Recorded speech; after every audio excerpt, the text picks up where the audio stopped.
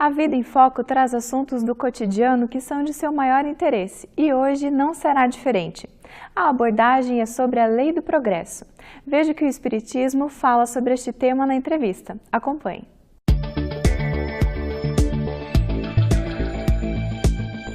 Olá, seja muito bem-vindo, seja muito bem-vinda.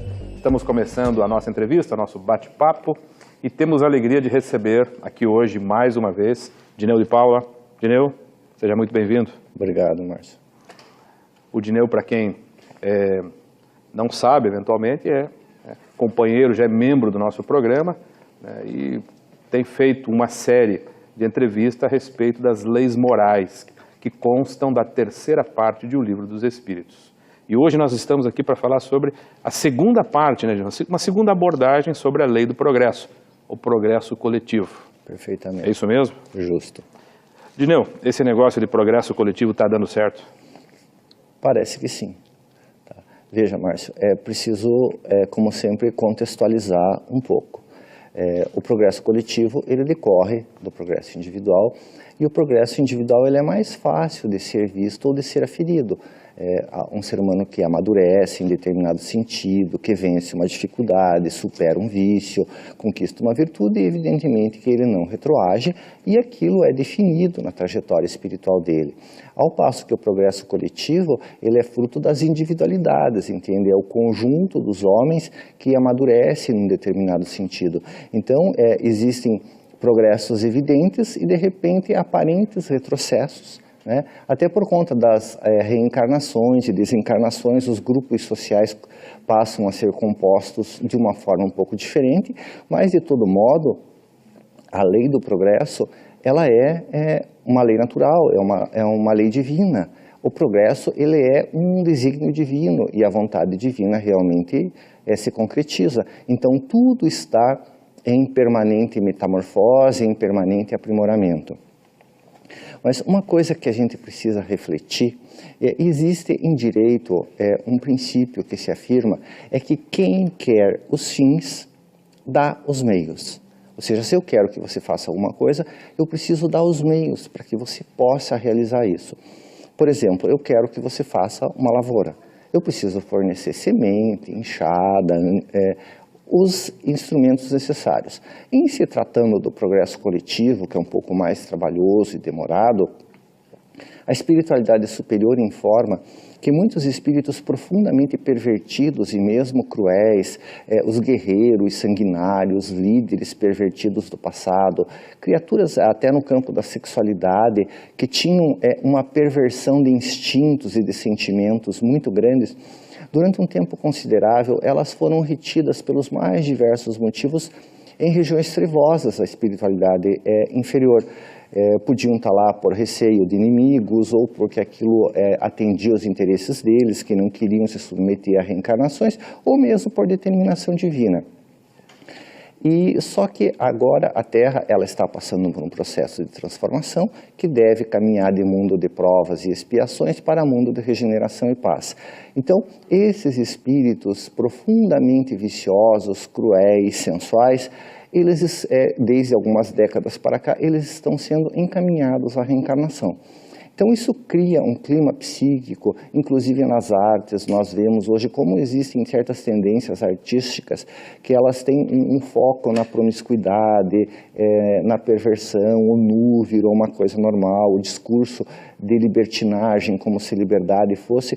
Então é realmente um momento desafiador, mas isso não significa retrocesso, entende? O todo coletivo está avançando, só que existe uma dificuldade a mais disso. Por quê? Porque essa vinda coletiva, ela cria um clima psíquico que pode pegar quem tem alguns ganchos. Entende? Para quem já está em vias de superar isso, fica um convívio mais desafiador para que você exercite a sua paciência, a sua tolerância, mas é um momento necessário de conviver com pessoas com uma dificuldade maior. Dineu, as pessoas comentam, a gente naturalmente ouve, né? Há uma onda de pessimismo nesse momento, e não parece que o mundo está cada vez pior? Né? Como eu disse, é preciso fazer uma contextualização. Se nós formos pegar, digamos, um período maior de tempo, fazer uma perspectiva histórica, Veja, 100 e poucos anos atrás havia a escravidão. Eu podia ser dono de uma pessoa e fazer o que quisesse com ela. A expectativa de vida, o que era a expectativa de vida, as condições de salubridade? Quem chegava aos 60 anos? Era algo muito raro. Os direitos das mulheres, os direitos das minorias,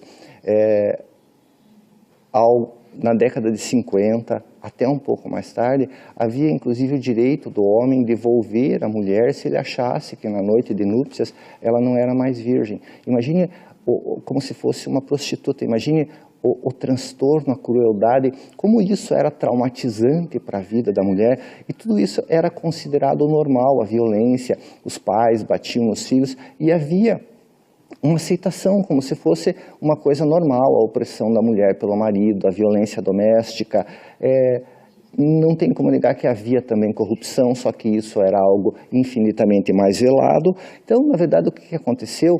É claro que tudo isso ficou mais evidente, tá? Até porque a consciência social, ela evoluiu, ficou mais aprimorada, e também hoje você tem recursos de internet, todo mundo fica sabendo de absolutamente tudo o que acontece no mundo. Então, o que era oculto vem à tona, e os recursos tecnológicos, eles fazem esse processo de tornar mais chocante, entende? De ajudar a ser um instrumento do progresso moral, na medida em que aquilo vai ficando evidente, entende? Quão feio é aquele tipo de conduta.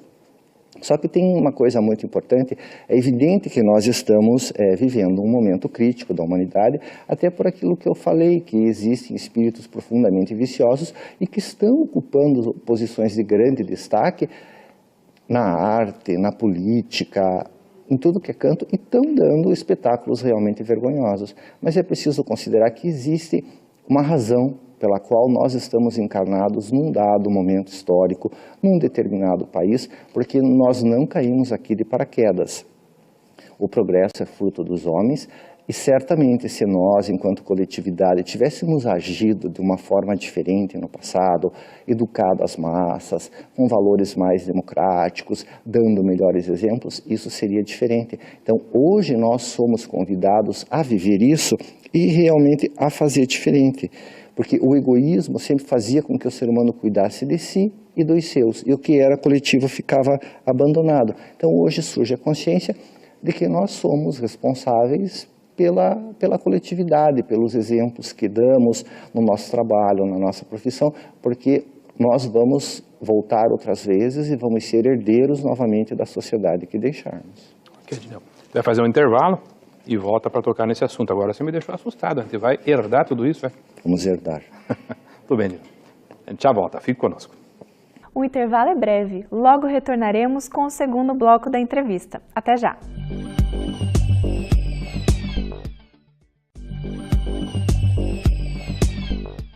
Retornamos com o segundo bloco da entrevista com o tema Lei do Progresso. Acompanhe. Estamos de volta. Estamos aqui conversando com Dineu de Paula a respeito da Lei do Progresso. Na parte 2, falando do progresso coletivo. Eu já havia dito no início do primeiro bloco que o Dineu tem uma série de entrevistas a respeito das leis morais. Se você tiver curiosidade, entre lá no nosso site, avidaemfoco.com.br, e acesse esse material rico, com reflexões muito importantes, né, na perspectiva do Dineu, que é um estudioso. Dineu, estamos falando então do progresso coletivo. Perfeito. Os países, e quanto aos países que vivem em guerra, Dineu, o que você tem a dizer? Pois é. Márcio, uma coisa que é preciso evitar é ter uma visão simplista, é dar respostas simples, rápidas, prontas para questões complexas, porque isso é algo assim que é um recurso mais ou menos da ignorância, né? Então não tem como dizer que está tudo lindo, que está perfeito, que a programação é essa mesma, que não tem nada de muito ruim acontecendo, porque na verdade está. Existem muitos terroristas atuando no mundo, os países do Ocidente, que sempre foram um exemplo de civilização, eles estão vivendo momentos críticos em relação a isso, há muitos espetáculos muito feios, você tem ditaduras horríveis, especialmente no Oriente, guerras civis, essa massa de refugiados, você tem mulheres sendo escravizadas, sendo estupradas, sociedades inteiras que estão passando por momentos muito difíceis. Então, realmente, a situação é grave. Só que existe algo que é um lenitivo e que precisa ser recordado, que Jesus é o governador espiritual do planeta, entende?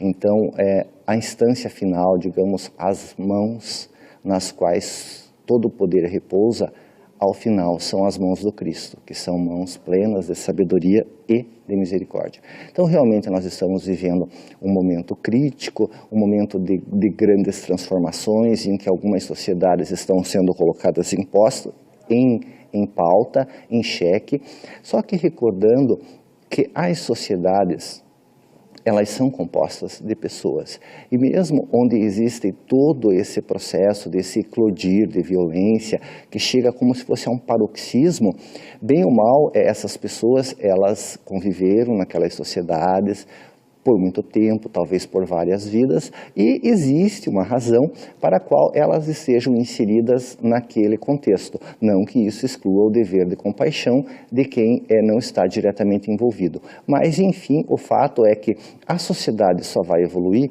no momento em que as pessoas se conscientizarem do mal que representa certo tipo de herança opressiva, de falta de democracia, de ditadura, de desrespeito com o mais fraco.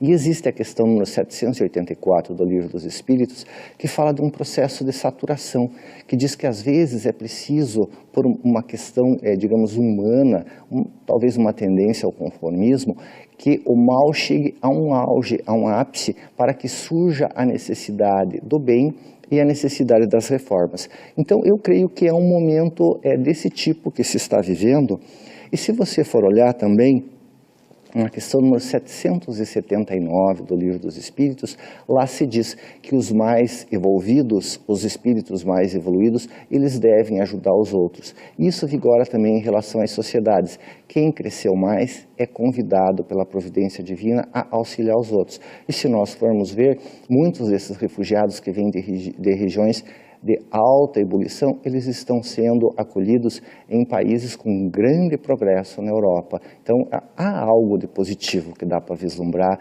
num movimento maior que perpassa, digamos assim, os anos ao longo prazo, entende? Dezenas de anos. A gente costuma, Dineu, como espírita, analisar as questões sociais, individuais e sociais, na perspectiva da imortalidade, da reencarnação, a lei de causa e efeito também. Há alguma coisa no passado que justifique esses movimentos, né, que estão acontecendo? Ou esse movimento em particular? De refugiados do Oriente para o Ocidente. Sim. Márcio, eu creio que sim, mas novamente a questão não pode ser, a resposta não pode ser muito simples e você imputar para algumas coletividades a responsabilidade por tudo isso. Evidentemente, se for ver, existiram invasões no passado dos povos do Ocidente no Oriente, como, por exemplo, as cruzadas, que a pretexto de defender ou de recuperar a Terra Santa e relíquias, na verdade, ia fazer saque em relação aos povos do Oriente.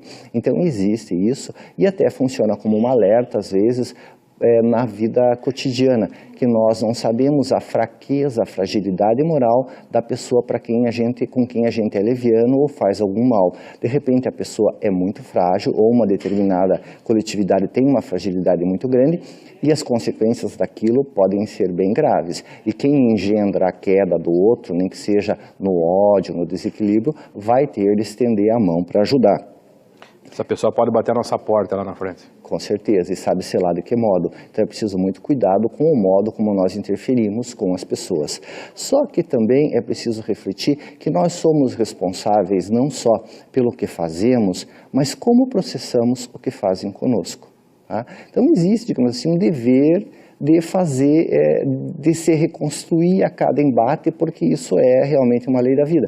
Se for ver, nós vemos hoje pessoas que aos 40, 50 anos acham que a sua vida não vai bem por causa de alguma coisa que aconteceu. Aos 7 anos a minha mãe esqueceu de me buscar no colégio, então aos 50 anos a minha vida não dá certo por causa disso. Então eu transfiro a responsabilidade.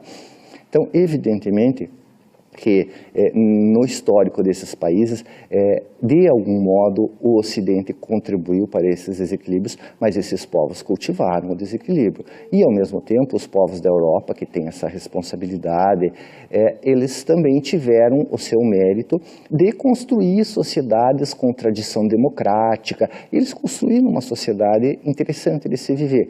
E sob essa perspectiva da resiliência, de você se reconstruir como um dever, para não imputar aos outros a responsabilidade, vamos citar o exemplo da Alemanha. Ela terminou a Primeira Guerra completamente destruída.